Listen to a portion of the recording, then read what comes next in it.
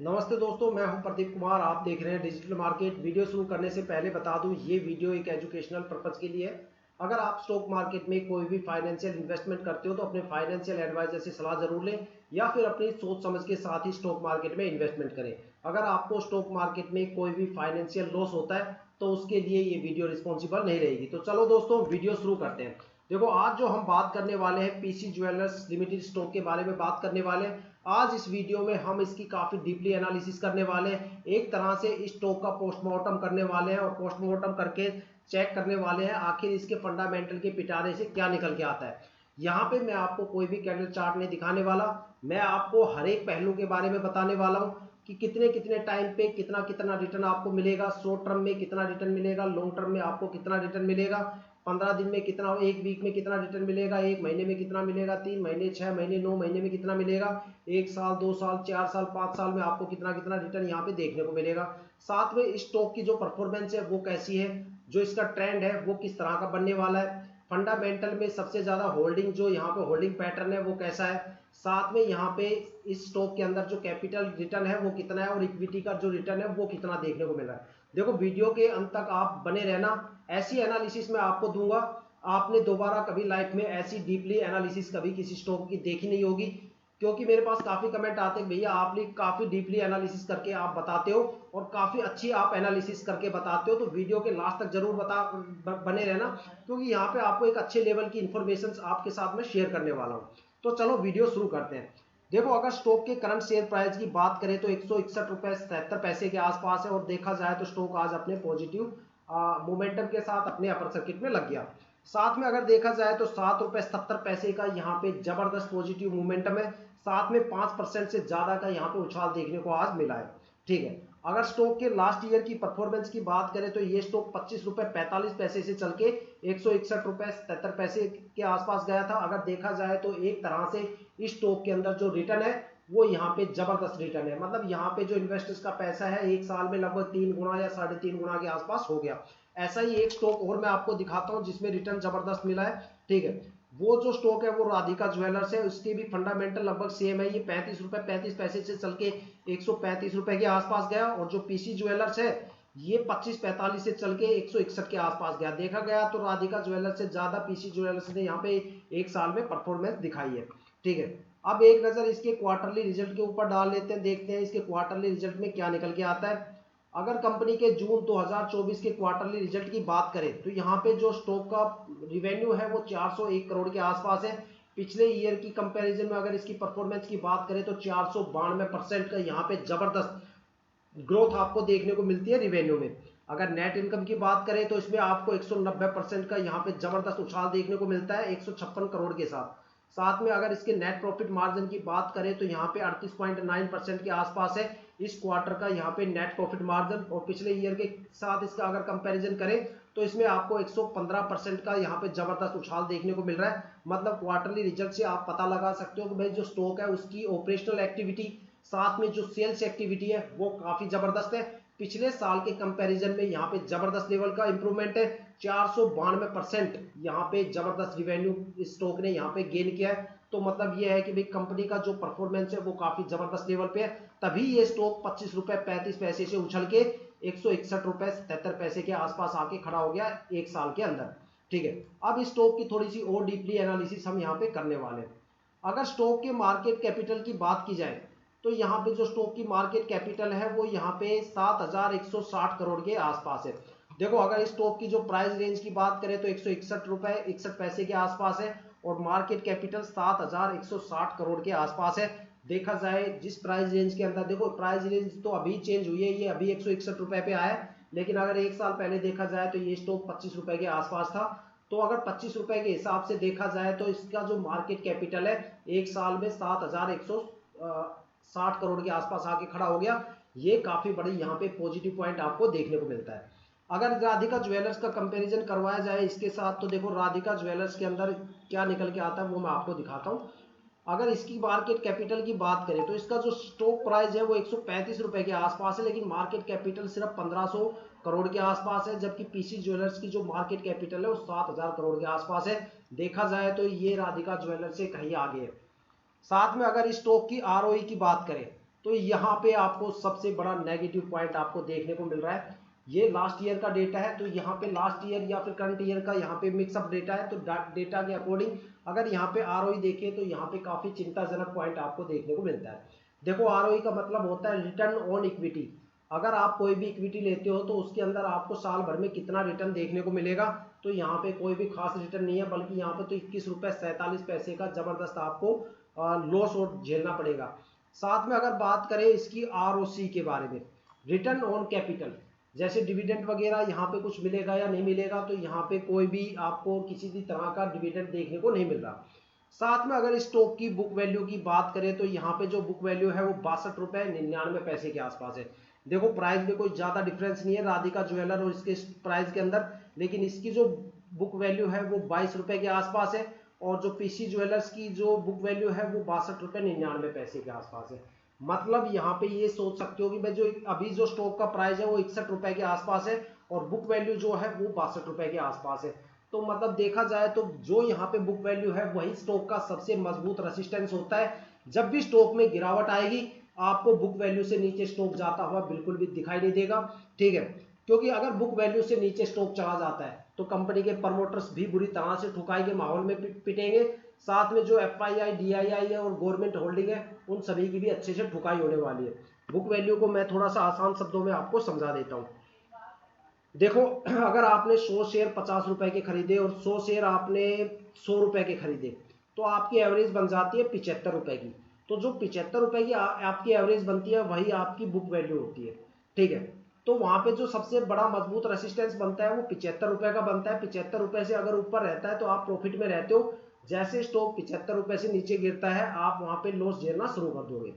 तो यहाँ पे जब ये स्टॉक 25 रुपए से चला तो यहाँ पे बड़े लेवल पे बिकवाली सॉरी खरीदारी हुई, और वो खरीदारी इस कदर हुई कि यहाँ पे जो बुक वैल्यू है वो 62 रुपये 99 पैसे के आसपास आके खड़ी हो गई। तो मतलब देखते हैं कि भाई किस बंदों ने यहाँ पे बड़े लेवल पे खरीदारी की है, या तो पब्लिक इन्वेस्टर्स मिलेंगे जिसने सबसे ज्यादा माल खरीदा है, या फिर यहाँ पे प्रमोटर मिलेंगे जिसने सबसे ज्यादा माल उठाया है। अगर प्रमोटर ने यहाँ पे सबसे ज्यादा माल उठाया है तो स्टॉक आगे जबरदस्त पॉजिटिव मोमेंटम के साथ चलेगा, और अगर यहाँ पे पब्लिक इन्वेस्टर्स ने सारा माल उठा लिया तो ये स्टॉक के अंदर आपको कोई भी परफॉर्मेंस देखने को नहीं मिलेगी।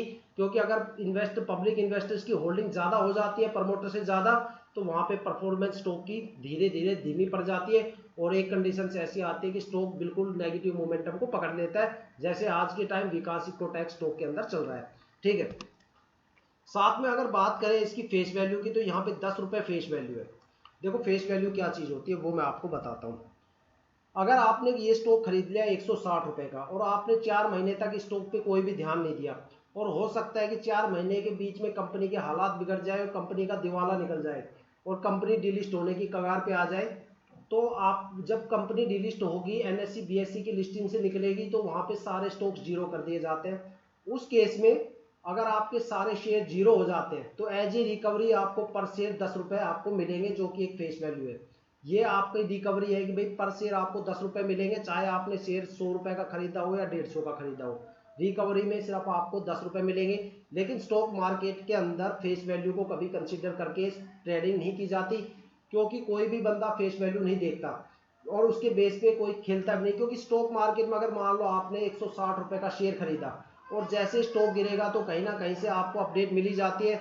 अगर कंपनी डिलिस्ट हुई तो आपको कहीं ना कहीं से न्यूज़ मिलेगी कि भाई कंपनी डिलिस्ट होने वाली है, यहाँ से जल्दी निकल लो। तो आप उस स्टॉक को 160 या 158 159 रुपए तक सोल्ड आउट करके निकल जाओगे, ज़्यादा से ज़्यादा 140 रुपए तक बेच के निकल जाओगे। लेकिन ऐसा कभी नहीं होगा कि भाई आप उसे 10 रुपए के इंतजार में बैठे रहोगे, नहीं भाई मैंने 100 रुपए का खरीदा है लेकिन मेरा 10 रुपए तक तो मिलेगा, ठीक है। तो ऐसा इसलिए फेस वैल्यू को स्टॉक मार्केट में कंसीडर नहीं किया जाता। अब बात करने वाले हैं इसके शॉर्ट टर्म प्रॉफिट के रिटर्न के बारे में और लॉन्ग टर्म रिटर्न के बारे में। अगर स्टॉक को आप 1 वीक के लिए होल्ड करके सोल्ड आउट करते हो तो आपको यहाँ पे 16% का रिटर्न देखने को मिलता है। अगर स्टॉक को आप 1 मंथ के लिए होल्ड करते हो तो यहाँ पे आपको 34% रिटर्न देखने को मिलता है, और अगर स्टॉक को आप 3 महीने के लिए होल्ड करते हो तो आपको यहाँ पे 219% का रिटर्न देखने को मिलता है। ये वैल्यू वेरिएंस चेंज होते रहते हैं हर साल, ठीक है। पिछले साल परफॉर्मेंस जबरदस्त थी तो यहाँ पे रिटर्न भी जबरदस्त थे। और अगर 6 मंथ तक होल्ड करते हो तो 198% का यहाँ पे अच्छा खासा रिटर्न आपको देखने को मिलेगा। 9 मंथ में आपको 250% का अच्छा खासा रिटर्न देखने को मिलेगा।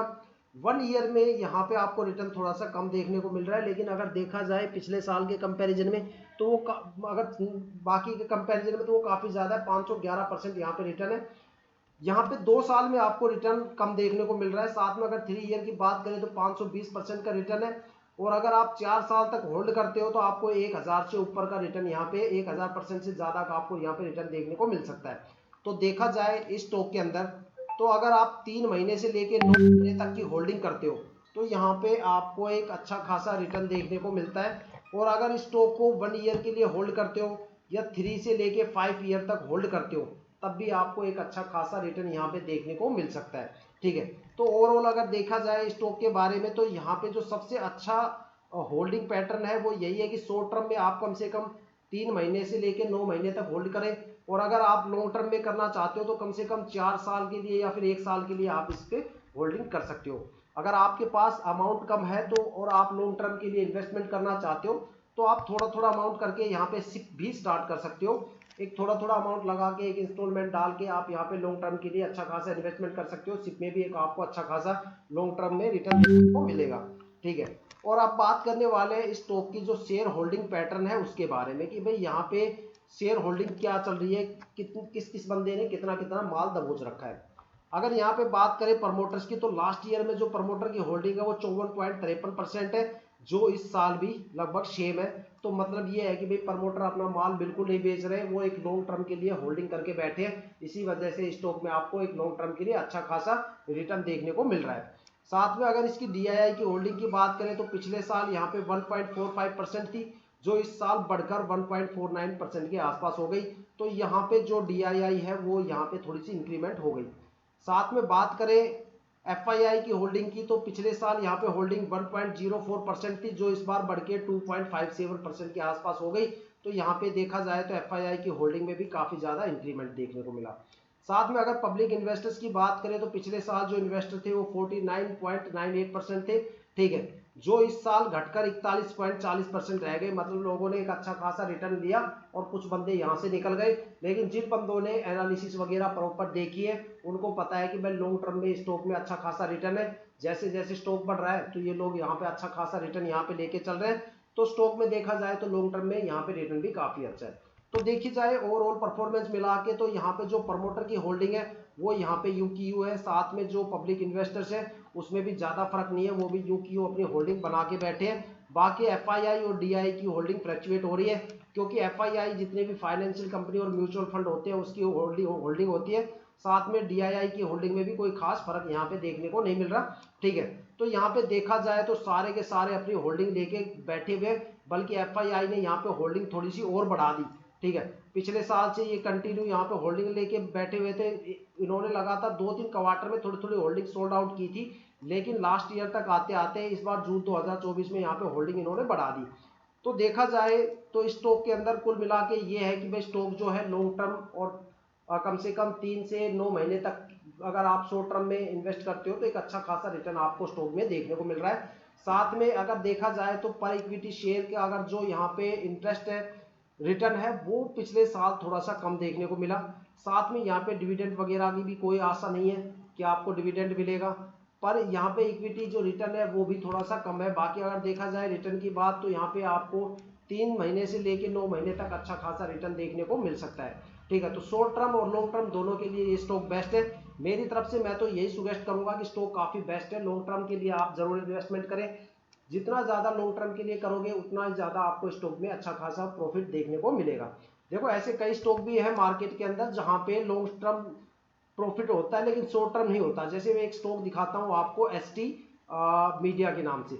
इस स्टॉक के अंदर शॉर्ट टर्म में तो कोई रिटर्न ही नहीं है, लॉन्ग टर्म में भी तब रिटर्न है जब ये स्टॉक कम से कोई 4 साल के लिए होल्ड करता है। अब 4 साल के लिए कोई होल्ड करेगा नहीं, जो होल्ड करता है इंडियन स्टॉक मार्केट में शॉर्ट टाइम के लिए करता है, शॉर्ट टाइम में यहाँ पे कोई रिटर्न देखने को है नहीं। तो लेकिन अगर पीसी ज्वेलर में देखा जाए तो आपको यहाँ पे शॉर्ट टर्म और लॉन्ग टर्म दोनों में अच्छा खासा रिटर्न देखने को मिलता है। तो देखो दोस्तों, ये थी अब तक पीसी ज्वेलर्स की सबसे डीपली एनालिसिस। ठीक है, अगर आपको वीडियो अच्छी लगी हो तो चैनल को सब्सक्राइब जरूर कीजिएगा और बेल आइकन को जरूर क्लिक कीजिएगा। देखो हम काफी डीपली एनालिसिस करके आपके लिए वीडियो लेके आते हैं ताकि आप स्टॉक मार्केट के हर पहलू से रूबरू रहें, अपने आप को अपडेट करते रहें, अपने आप को अपग्रेड करते रहें। ठीक है, इसी के साथ मैं ये वीडियो समाप्त करता हूँ। जय हिंद।